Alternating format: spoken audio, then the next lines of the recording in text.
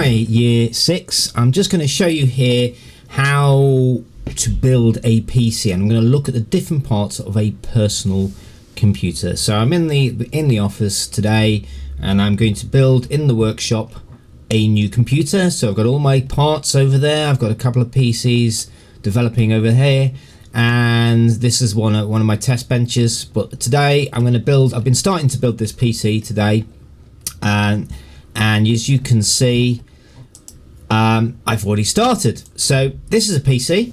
If you were to take the panel off your desktop computer, this is what you would get. Now at the moment, all my monitor and keyboard are over here. Now my keyboard's not showing very much because I haven't built my computer yet. And I've got my mouse here and my keyboard, and noticed all these cables here which I haven't connected together to my PC yet because obviously I haven't built my PC. So in here we have a PC. Now the major parts of a PC are the case, which at the moment I've taken the front panel off so that you can see all the bits inside it. And we normally, when we buy a computer, or when we build a computer, sorry, the first thing we put in is the motherboard. This is this big thing at the bottom here. And I have a list of different motherboards here. So if I show my motherboards, they come in all shapes and sizes and different specs, different costs. I'm not going to go through it at the moment, but I picked one and I've put it here. Every motherboard has a CPU, or what we call a central processing unit, and that resides here. Now if I just unclip that and I show you this, I've removed it, so it's no longer there. I need to put it back. Because obviously the computer will not work without a chip, so I need to install it again, go to CPU processors. I'm going to pick this one, put it here, and there we have our CPU. I just need to clip it back in like so, and there's my CPU. Central processing unit is the heart of any computer. It's where all the brains of. The faster your CPU, which is normally measured in gigahertz, the faster your computer. Now this bit here is called an M2 memory. So it's called RAM, and sorry, not RAM, storage, solid state storage. It's where we store Windows, all the programs that we're going to be using. That's where it is stored. It's a type of what we call solid state memory, very fast memory, and we store it there. And if I click on it, you'll see, if I was to install another one, solid state, so storage, and I have, this is called M2 storage. It looks slightly different to hard drives, which I'll show you about in a minute. And we can store, this one's a 250 gigs, 1 terabyte, 2 terabytes, and I've stored, I think, a 1 terabyte. No, 240 gigabytes. So it's not brilliant, but it'll do. This is RAM, which I've installed in here, and it goes into these slots here. So if I take it out, say, okay, take it out. See, I've taken that RAM out, so now I've got one less RAM stick. I'm going to put it back in. So install RAM.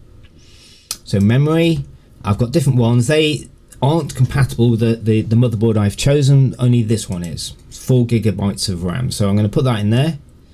Make sure I take my clip out, put it in. There we go. And now I put my clip back on. Oh no, that's all right. It's done. So the RAM is in. That's it, and put that back in. Okay, nice RAM, happy RAM.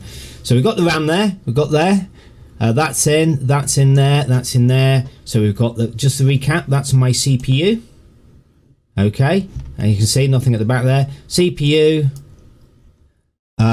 my storage, so my SD, my solid state drive, and my RAM. Now the other thing that we need to do just to get this all going is I need to store another storage, like a backup storage, and I have a hard drive, which is something, looks a bit like it's a storage, and then you may see these are called hard drives. I'm going to put a hard drive in, and this is going to go at the bottom here, and there we go, there's my hard drive where I'm going to store all my programs.